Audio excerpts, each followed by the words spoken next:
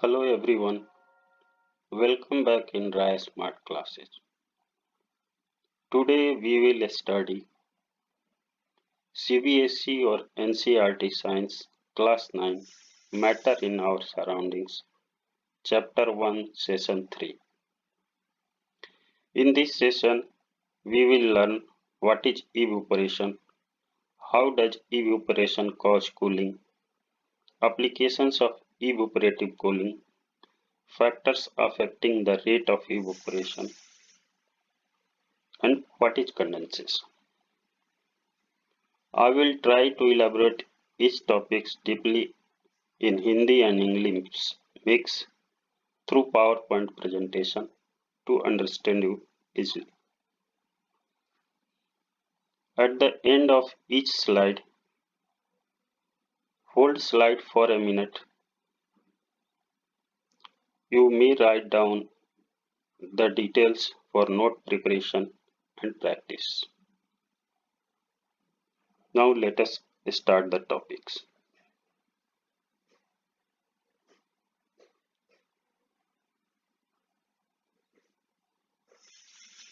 What is evaporation? The phenomena by which molecules in liquid state undergo a spontaneous transition to the gaseous phase at any temperature below its boiling point is called evaporation. That means कि liquid state की किसी भी molecules जब gaseous phase की तरफ spontaneous move करता है किस टेम्परेचर पे below it's boiling point is called evaporation. किसी भी लिक्विड स्टेट की मॉलिक्यूल्स जब गैसियस फेज की तरफ बढ़ता है तो अपने बॉइलिंग पॉइंट से नीचे तक एक ट्रांजिशन जो होती है उसे इवोपरेशन कहते हैं.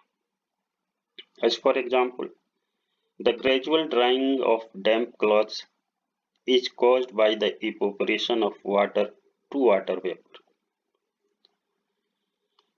हम डेली प्रैक्टिस में नहाते हैं, कपड़ा धोते हैं और उसको ड्राई करने के लिए धूप में या बाहर फैलाते हैं. हम देखते हैं कि हमारा कपड़ा धीरे धीरे ड्राई होता है. क्यों होता है? इसलिए होता है क्योंकि उसमें इवोपरेशन होता है. जो हमारा डैम्प क्लॉथ है, जो उसके क्लॉथ डैम्प मतलब गीला होने से जो उसका टेम्परेचर है और जो बाहर का सराउंडिंग्स का टेम्परेचर है, जब वो ज्यादा रहता है तो धीरे धीरे जो सराउंडिंग्स क्या करता है, कपड़े की टेम्परेचर को अपने तरफ खींचता है. मतलब कपड़े की जो टेम्परेचर है उस राइज होता जाता है. जैसे जैसे वो राइज होता जाएगा, जो वाटर है वो वाटर वेपर के रूप में बनता जाएगा और हमारा जो डैम्प क्लॉथ है क्या होता है, वो सूखता जाता है. दैट मीन्स डैम्प क्लॉथ के साथ this is the process of evaporation of water to water vapor.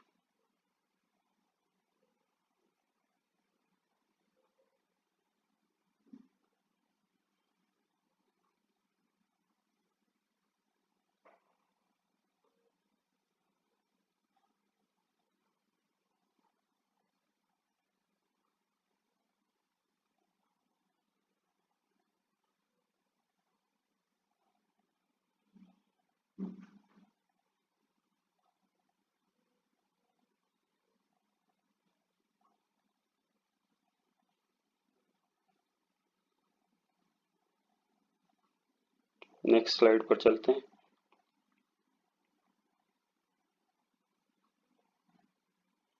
When you spray perfume on your body feels slightly cooler. आप एहसास करते होंगे जब भी आप परफ्यूम अपने बॉडी पे स्प्रे करते होंगे तो नॉर्मली आपको लगता होगा कि थोड़ी ठंडक महसूस हुई. परफ्यूम क्या होता है? या तो वाटर बेस हो गया, मोस्टली अल्कोहल बेस होते हैं. ये इसलिए होता है क्योंकि जो हमारी बॉडी का टेम्परेचर है, और जब हम परफ्यूम डालते हैं तो उसका जो वो है वहां पे इवोपरेशन होता है, तो उससे हमें फीलिंग क्या महसूस होती है, कूल महसूस होती है। हमारा जो टेम्परेचर है वो नॉर्मल टेम्परेचर पे हमारा ज्यादा होता है, जब हम अल्कोहल जैसे उसका टेम्परेचर कम होता है या वाटर का टेम्परेचर कम है, तो जब उससे क्या होगा, हमें एडवांस लगेगा कि अरे कुछ ठंडा महसूस हुआ।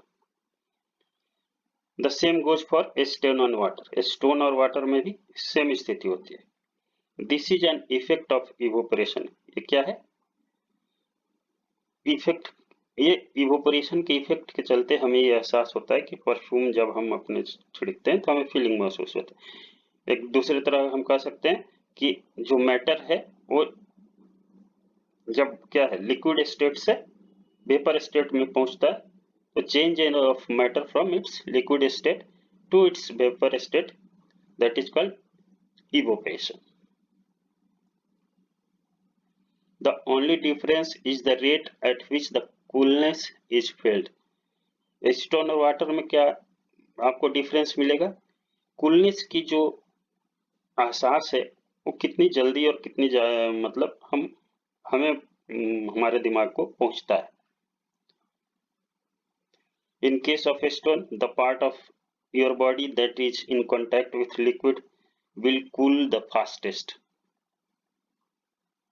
जब अगर स्टोन से आप देखेंगे, स्टोन से जब आपकी कोई भी बॉडी के पार्ट कांटेक्ट होगा तो जो कूलिंग है वो सबसे ज्यादा तेज एहसास होगा। This happens because the evaporation rate of acetone is higher than that of water or perfume. ये इसलिए होता है क्योंकि जो स्टोन का इवोपरेशन रेट है वो वाटर और परफ्यूम से ज्यादा होता है।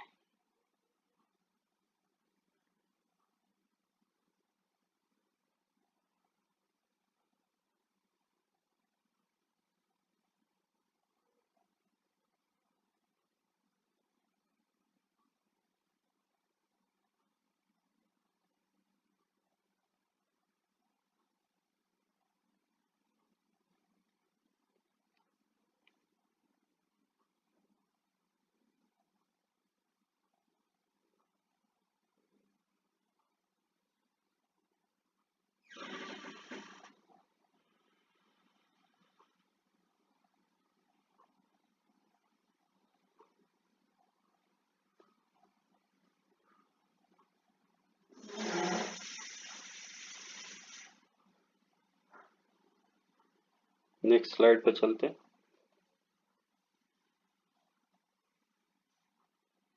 How does evaporation cause cooling? जो इवोपरेशन है वो कैसे कूलिंग करता है? Evaporation cause cooling naturally. जो इवोपरेशन है जो कूलिंग नेचुरली करता है, कैसे? The underlying principle behind this is in order to change its state the matter must either gain or lose energy. इसके पीछे प्रिंसिपल यह है कि जब मैटर अपना स्टेट बदलता है तो वो या तो एनर्जी लेता है या एनर्जी देता है, मतलब एनर्जी गेन करता है या लूज करता है। In this case of change of phase from liquid to gas, molecule of matter require energy to overcome their potential energy by their kinetic energy. जब इन दिस केस जब फेज चेंज होता है liquid to gas, तो जो matter के molecule होते हैं उनको क्या जरूरत होती है, एनर्जी की जरूरत होती है। वो कहाँ से लेते हैं, वो अपने जो पोटेंशियल एनर्जी है वो काइनेटिक एनर्जी से लेते हैं। जो उनके अंदर काइनेटिक एनर्जी है उससे वो गेन करते हैं। So the liquid takes this energy from its surrounding. तो जो उसके आसपास होते हैं उससे वो जो लिक्विड है वो अपने सराउंडिंग से एनर्जी लेता है।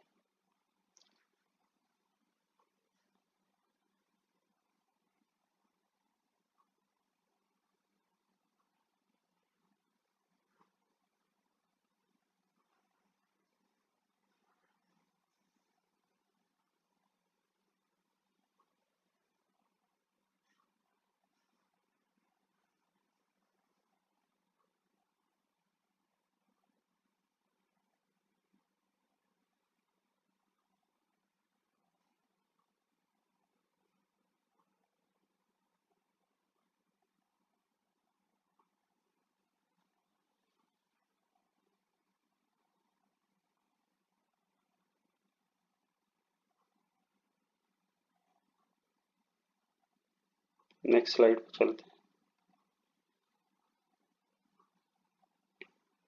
Generally, when energy transfer occur, it results in an increase or decrease in temperature of the substance, depending on whether the energy is being transferred from the substance to the surrounding or vice versa. Generally क्या होता है, जब energy transfer अकर होता है, मतलब क्यों, तो या तो टेम्परेचर घटता है या बढ़ता है, उस सब्सटेंस का क्या होता है, it result in the increase और decrease in temperature of the substance. मतलब जो सब्सटेंस है उसका या तो टेम्परेचर बढ़ता है या घटता है, depending on whether the energy is being transferred from the substance to the surrounding or vice. ये किस पे डिपेंड करता है कि जो एनर्जी है वो किधर ट्रांसफर हो रहा है, सराउंडिंग से ट्रांसफर हो रहा है सब्सटेंस से सराउंडिंग की तरफ या सराउंडिंग से सब्सटेंस की तरफ। तो जो एनर्जी ट्रांसफर होता है इसमें क्या होता है, या तो सब्सटेंस का टेम्परेचर इंक्रीज होता है या डिक्रीज होता है, ये किस भी मतलब कि वेदर जो सब्सटेंस से सराउंडिंग को मिल रहा है एनर्जी या सराउंडिंग से सब्सटेंस के पास आ रहा है। तो ये डिपेंड करता है कि whether the energy is being transferred from the substance to surrounding or surroundings to the substance. कभी कभी इसका एक्सेप्शन भी होता है, although there is an increase in temperature of substance until the boiling point attained during evaporation, phase change result in no observable heat transfer। ये जो substance के temperature increase होता है कब तक होता है, जब तक कि वो बॉइलिंग पॉइंट पे ना पहुंच जाए। ड्यूरिंग जब इवेपोरेशन होता है तब phase change result no observable heat transfer. जो फेज का चेंज होता है, जो लिक्विड से वेपर में कन्वर्ट होता है, तो हीट ट्रांसफर जो रिजल्ट होता है, हीट जो मिलता है वो का ऑब्जर्वेबल नहीं दिखता है, मतलब हिडन होता है।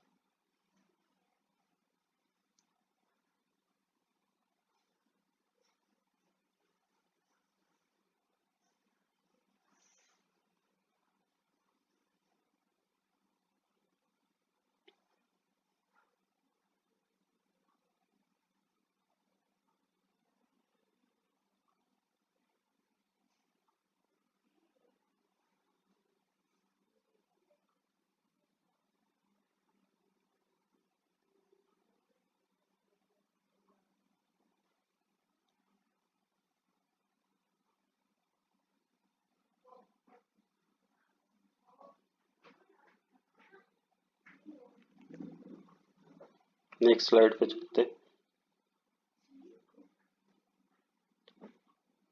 The molecules of substance absorb heat energy continuously from the surrounding and thus cool the surrounding until they reach the boiling point, after which they start to break free from the liquid and turn into vapor। ये जो substance की molecule हैं जो heat energy surrounding से continuously लेते रहते हैं और सराउंडिंग को कूल करते रहते हैं। ये तब तक कूल करते हैं जब तक कि वो बॉइलिंग पॉइंट पे न पहुंच जाए,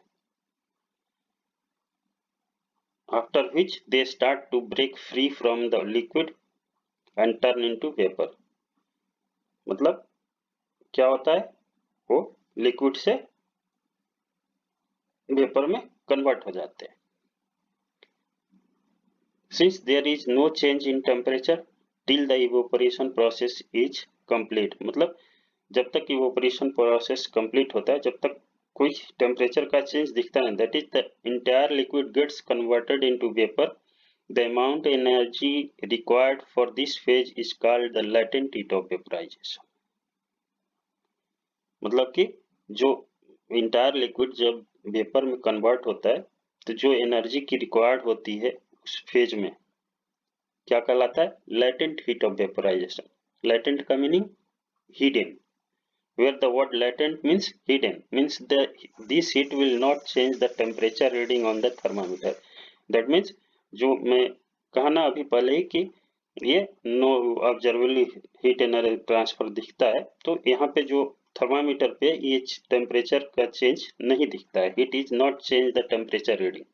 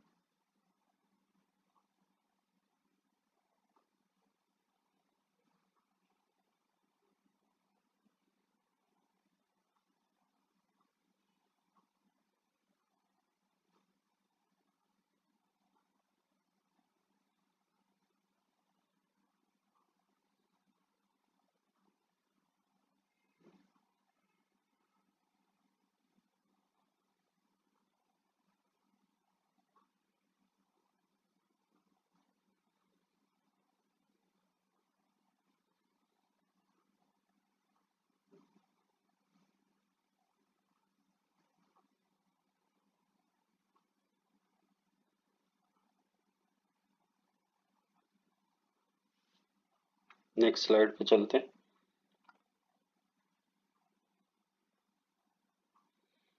एप्लीकेशंस ऑफ इवेपोरेटिव कूलिंग. जो इवेपोरेटिव कूलिंग है उसका क्या एप्लीकेशन है,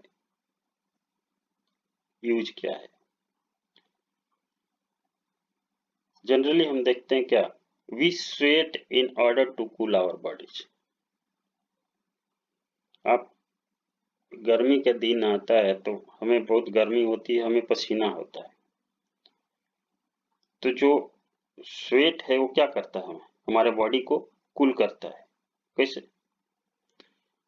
पर्सिपिरेशन इज इसेंशियली इवोपरेशन. जो स्वेट है वो जनरली क्या है, इवोपरेशन है. कैसे? जो हमारे water from our body evaporates, taking energy from our body in the process and thus result in the lowering of our body temperature. क्या होता है कि जो वाटर हमारे बॉडी से इवोपोरेट होता है वो हमारे बॉडी के से एनर्जी लेता है. एनर्जी लेता है मतलब जब वो एनर्जी हमारे बॉडी से लेता है तो क्या होता है, हमारे बॉडी का टेम्परेचर कम होता है, इसलिए हमें कूलिंग का एहसास होने लगता है. During the summer we wear cotton clothes. हम समर में कॉटन क्लॉथ पहनते हैं. क्यों पहनते हैं? Cotton being a good observer of water allows more sweat to be in contact with the atmosphere, consequently helping in more evaporation. जो cotton है वो वाटर का गुड ऑब्जर्वर है, बहुत पानी सोखता है. तो जब हम कपड़ा कॉटन पहने रहते हैं तो जब हमारे बॉडी से वाटर निकलता है गर्मी के दिन में तो कपड़ा सोख लेता है. तो जब कपड़ा सूखता है तो फिर वो बाहर के टेम्परेचर से इवोपरेट हो जाता है. तो फिर हमारी बॉडी क्या करती है, फिर स्वेट करती है. तो ये जो प्रोसेस होता है इससे मोर स्वेट होता है, हमारी बॉडी को कूलिंग का एहसास होता रहता है. It is for this reason that we feel cooler when wear cotton cloth. यही रीजन है कि जब हम कॉटन क्लॉथ पहनते हैं तो हमें कूलिंग का एहसास होता रहता है.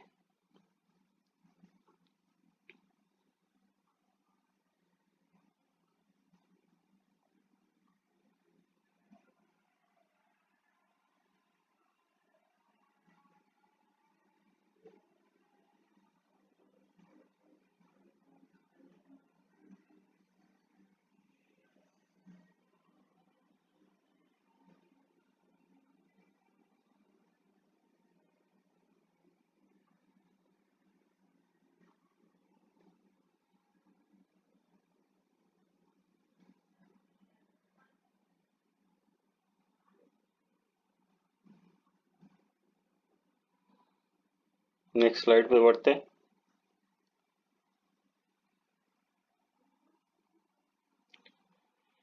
Water is stored in earthen pot to make it cool. हम लोग गर्मी के दिनों में क्या करते हैं, नया मिट्टी का बर्तन लाते हैं, उसमें पानी भर के रखते हैं। उससे क्या करता है, पानी कूल रहता है। क्यों होता है? क्योंकि जो पोट की अर्थन पोट है, उसकी जो पोर्स है, just like the pores of cotton, जिसे आप कॉटन में देखते होंगे, कॉटन की बुनाई दिखेंगे तो आपको पोर्स दिखेगा। तो क्या होता है उससे, just like the pores of cotton cloth provide larger surface area for more evaporation. इससे क्या होता है कि जो हमारे सराउंडिंग्स की जो जिसे कि पोट में हमने पानी रखा, तो पोट के अंदर जो पानी है उसके जो टेम्परेचर है और जो बाहर के टेम्परेचर है, तो जो पोर्स का काम है उस सराउंडिंग से अगर को एनर्जी लेके उसको कूल करते रहना, तो उसकी जो हमारी पानी की एनर्जी है वो बाहर निकलेगी। अगर ज्यादा है तो बाहर निकलेगी, तो वाटर क्या होगा, कूल होगा। तो that means the evaporation takes place. इसीलिए हम मिट्टी के बर्तन में हमेशा गर्मी के दिन में, क्योंकि गर्मी के दिन मीन्स ड्राई एयर होता है, हॉट टेम्परेचर होता है, तो जो हमारा अर्थन पोट है वो पानी उसके अंदर जो हम रखते हैं वो कूल रहता है, ठंडा रहता है, ये due to evaporation. Second, an air cooler is more effective on hot dry days। हम घर में गर्मी के दिन में क्या करते हैं, कूलर का यूज करते हैं। कि कूलर कब, जब हाई टेम्परेचर हो, ड्राई हो, ह्यूमिडिटी बहुत कम होता है, तो कूलर बहुत इफेक्टिव होता है, कूलिंग अच्छा देता है। The basic principle behind the working of an air cooler is evaporative cooling. ये क्या होता है, इसका मेन प्रिंसिपल है इवोपरेशन के चलते ये कूलिंग देता है। As an hot dry day the temperature is high and humidity is low. जब गर्मी के दिन में ड्राई डे दिन होता है, सूखा और गर्म दिन होता है, तो वहां पर टेम्परेचर जब हाई होता है तो ह्यूमिडिटी लो होता है। तो जब ह्यूमिडिटी लो होगा तो इवोपरेटिंग रेट क्या हो जाएगा, ज्यादा होगा। The water takes energy from the air and gets converted to vapor. This makes the air cooler। मतलब जब जो वाटर है वो सराउंडिंग्स एयर से, ड्राई है, हॉट टेम्परेचर है, वहां से एनर्जी लेगा, और जो वाटर है क्या है, वाटर कन्वर्ट होके वेपर में कन्वर्ट हो जाएगा, और वो जो हमारा फैन चलता है उससे हमें कूल हवा देता है।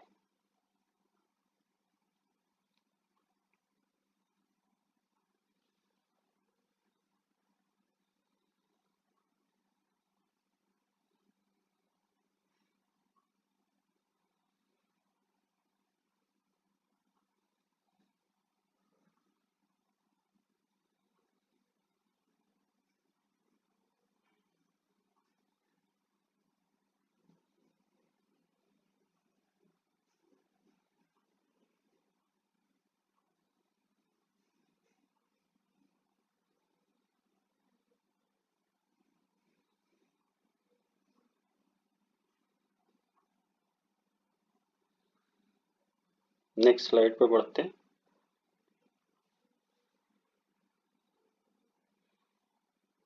ये देखिए कूलर,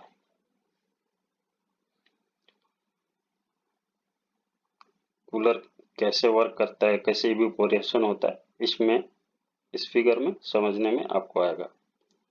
ये क्या है, कूलर की पूरी बॉडी है, ये पानी का टैंक है, रिजर्वायर, यहाँ पंप है, ये हमारा फैन है, और हम कूलर में जो पैड लगाते हैं तो ये इवोपरेशन पॉड है। क्या करता है कूलर, जब ड्राई डे रहता है, मतलब हॉट टेम्परेचर रहता है, तो हॉट एयर यहाँ से अंदर जाता है, हमारा पंप इस पे पानी डालता रहता है।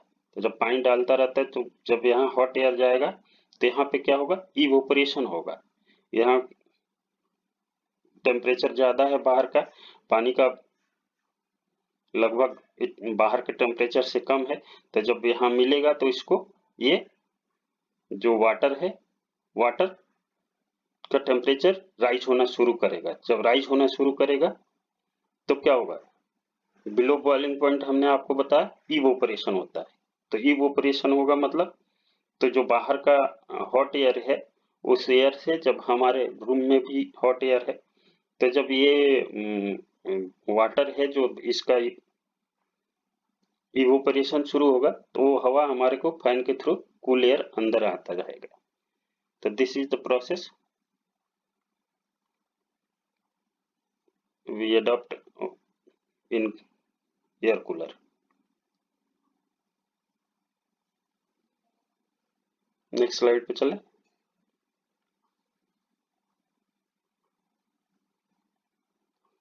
Factors affecting the rate of evaporation. कौन कौन से फैक्टर हैं जो इवोपरेशन के रेट को अफेक्ट करते हैं, मतलब कम ज्यादा करते हैं। जिसे temperature, the greater the temperature of liquid and its surrounding, the faster the rate of evaporation. अगर जैसे कि किसी लिक्विड का टेम्परेचर अगर ज्यादा रहता है और सराउंडिंग का भी ज्यादा होता है, तो रेट ऑफ इवोपरेशन क्या होता है, ज्यादा होता है। Surface area occupied by liquid. Since evaporation is a surface phenomena, the greater the surface area occupied by the liquid, the quicker it undergo evaporation. अगर जो क्या है इवोपरेशन है, वो अगर जैसे कि सरफेस से ज्यादा एरिया में अगर होगा, तो अगर लिक्विड ज्यादा एरिया में सरफेस घेर रहता है, तो अगर greater the surface area, evaporation takes place quicker, जल्दी होगा। ह्यूमिडिटी ऑफ सराउंडिंग, अगर ह्यूमिडिटी ज्यादा होगा तो क्या होगा, इवोपरेशन कम होगा। क्योंकि ह्यूमिडिटी मीन्स कि जैसे अगर ह्यूमिडिटी मीन्स कि वाटर का होना, अगर एयर में वाटर कंटेंट ज्यादा है तो ऑलरेडी उसकी टेम्परेचर बहुत ज्यादा नहीं होता है, तो जब ह्यूमिडिटी होगा तो इवोपरेशन का रेट स्लोअर हो जाता है। Greater the humidity of the atmosphere surrounding the water, the slower the rate of evaporation. अगर जब पानी के पास जो एटमॉस्फेयर में ह्यूमिडिटी ज्यादा रहेगा, तो रेट ऑफ इवोपरेशन क्या हो जाएगा, कम हो जाएगा। एयर सर्कुलेशन और wind speed, the presence of breeze और another source of air circulation directly contributes toward the rate of evaporation।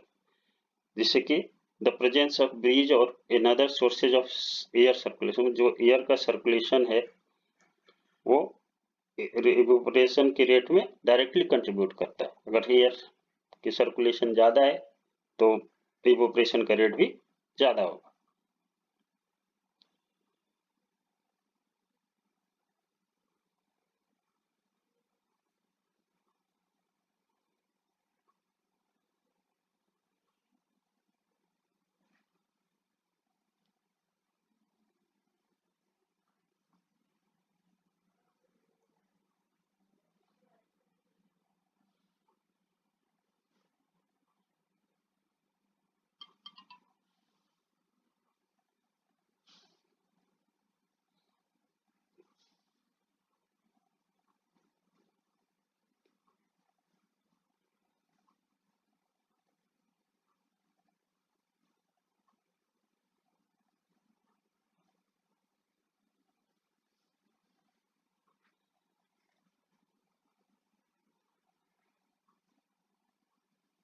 Next slide पे बढ़ते हैं।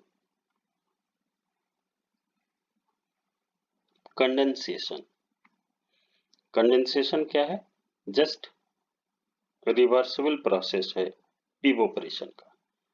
Condensation is the process where water vapor becomes liquid. It is the reverse of evaporation where liquid water becomes a vapor. Condensation क्या है, जिसे कि evaporation में क्या होता है, लिक्विड वाटर वेपर में कन्वर्ट होता है, और कंडेंसेशन में वेपर लिक्विड में कन्वर्ट होता है, इसलिए रिवर्स ऑफ इवोपरेशन है। Condensation happens one of the two ways. Either the air is cooled to its dew point or it becomes so saturated with water vapor that it cannot hold any more water. Condensation है दो तरीके से होता है. कैसे? एक तो जो एयर है वो अपने ड्यू पॉइंट पे कूल होना चाहता है. मतलब ड्यू पॉइंट क्या होता है? ड्यू पॉइंट क्या होता है? मतलब at that temperature the air needs to be cooled in order to achieve 100% relative humidity. Due point वो टेम्परेचर है जब एयर कूल होना चाहता है. तो कंडेंसेशन कैसे होता है? दो तरीके से होता है. एक तो air is cooled to its dew point. Second, it becomes so saturated with water vapor that cannot hold any more water. दूसरा तब होता है जब वाटर वेपर जो है वो एकदम सेचुरेशन पोजीशन पे, मतलब अब और ज्यादा, जैसे कि आप देखते हैं हम आसमान में क्लाउड जब बारिश होती है तो भी क्लाउड क्या है? वाटर वेपर है.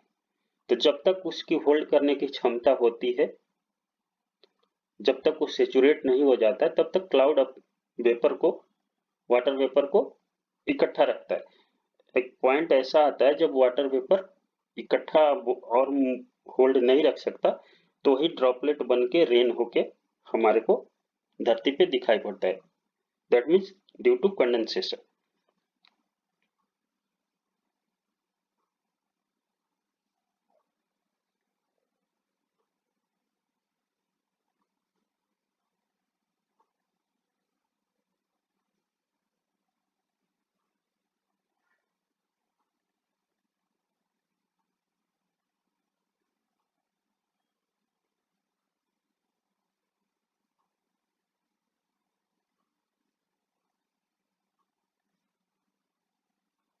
नेक्स्ट स्लाइड पे बढ़ते हैं.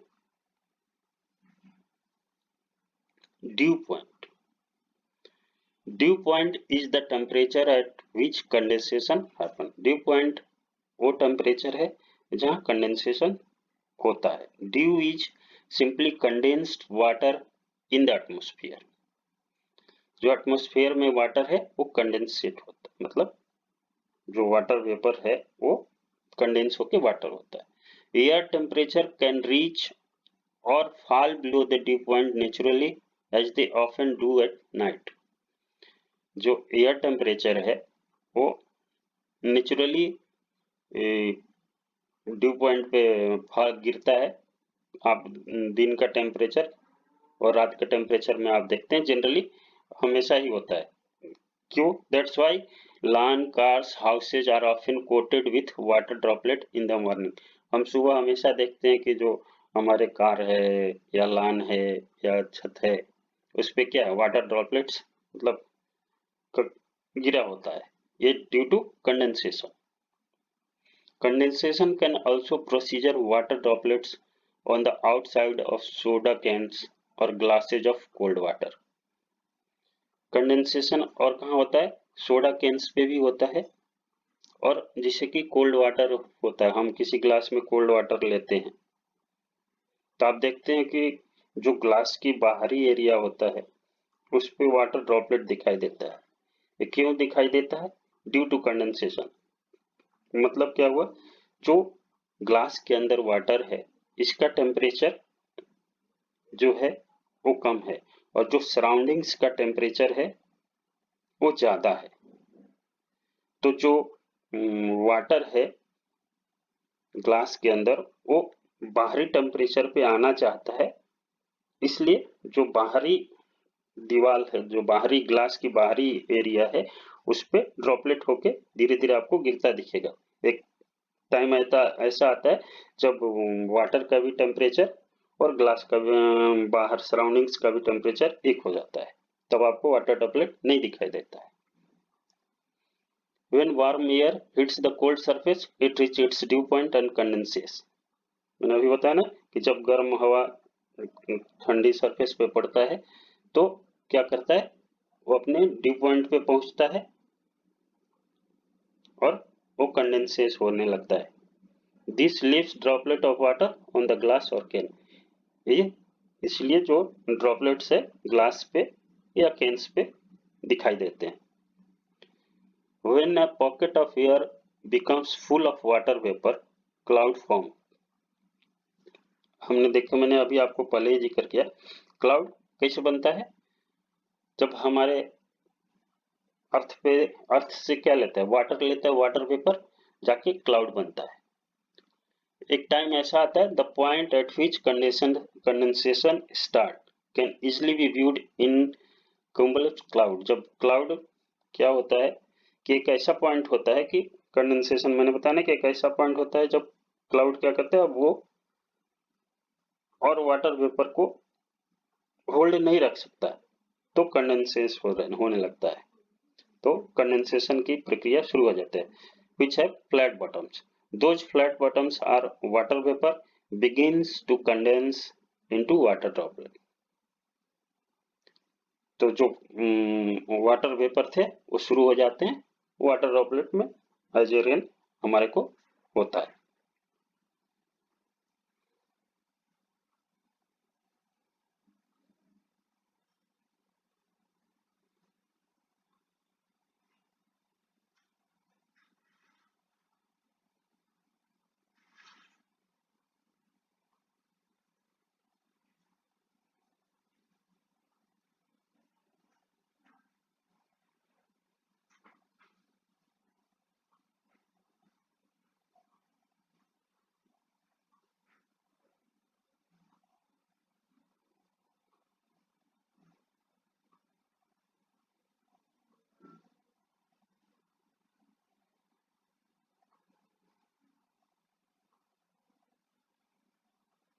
नेक्स्ट स्लाइड पे बढ़ते हैं. अभी हमने आपको बताया था कंडेंसेशन दो तरीके से होता है, एक air cool to at dew points, दूसरा सेचुरेशन. तो सेचुरेशन क्या है, clouds are simply masses of water droplet in the atmosphere. जो क्लाउड्स होता है क्या है, एटमॉस्फेयर में वाटर ड्रॉपलेट के रूप में मास है. Molecules in water vapour are far apart from one another. जो वाटर वेपर के मॉलिक्यूल्स एक दूसरे से दूर होते हैं. A more water vapour collect in clouds, they can become saturate. मतलब जब दूर हैं तो और वाटर वेपर क्लाउड्स में आएंगे, देन एक ऐसी स्थिति आएगी जब वो सैचुरेट हो जाएंगे, जो वाटर वेपर हैं वो सैचुरेट हो जाएंगे. Saturated clouds can not hold any more water vapour. जो सैचुरेटेड क्लाउड्स होता है वो अब ज्यादा वाटर वेपर अब नहीं रख सकता. तो when clouds are saturate with water vapour, the density और closeness of the molecule increase. क्या होगा, जो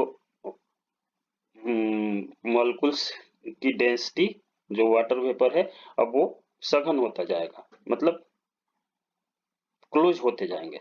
तो देन क्या होगा, the vapour condense and become rain. तब जब वो होल्ड नहीं करवाएगा तब ऐसी स्थिति आएगी कि जो वेपर है वो कंडेंस होना शुरू हो जाएगा और हमें रेन की तरह दिखने लगता है. Cold air holds less water vapour than warm air. जो ठंडी हवा होती है वो वार्म एयर के तुलना में लेस वाटर वेपर वो रखती है. ठंडी हवा में कम वाटर वेपर रहता है. This is why warm climates are often more humid than cold ones. जो वार्म क्लाइमेट्स है वो ज्यादा ह्यूमिड होते हैं ठंडी की अपेक्षा, क्योंकि उसके अंदर वाटर वेपर कम होता है, इसलिए ह्यूमिडिटी कम होती है. और जो हॉट एयर, जो हॉट क्लाइमेट है, इसका क्या है कि टेम्परेचर ज्यादा होता है तो इवोपरेशन ज्यादा होता है, तो एटमॉस्फेयर में क्या है, मतलब वाटर वेपर ज्यादा है तो ह्यूमिडिटी ज्यादा होता है. Water vapour remains in the air instead of condensing into rain. Water vapour जब रेन में भी कन्वर्ट होता है तब भी एयर में होता है। Cold climates are more likely to have rain because water vapour condense more easily there. जो कोल्ड क्लाइमेट होते हैं वहां पे जो रेन होता है वहां ज्यादा होता है, क्योंकि वहां पे वाटर वेपर जल्दी कंडेंस हो जाते हैं, वो ज्यादा रख नहीं पाते हैं। अभी हमने बताया ना, cold air hold less water vapour than warm air जहाँ होता है वाटर वेपर होल्ड करने की क्षमता ज्यादा होती है, क्योंकि एयर जो है हॉट एयर के चलते वो सराउंडिंग्स में उसके पास क्षमता होती है। वहीं कोल्ड एयर रहेगा तो वाटर वेपर कंडेंस होना जल्दी होगा। तो इसीलिए saturation condensation can happen on two way, first at dew point, second on saturation।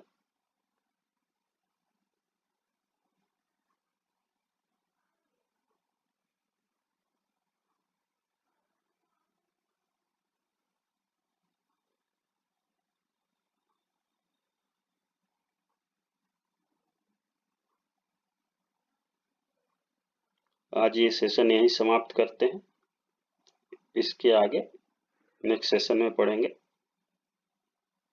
जब हम इस चैप्टर की पूरी थ्योरी कंप्लीट कर लेंगे, पूरा अच्छे तरीके से अंडरस्टैंड आ जाएगा, तो फिर हम इसके एक्सरसाइज की ओर बढ़ेंगे।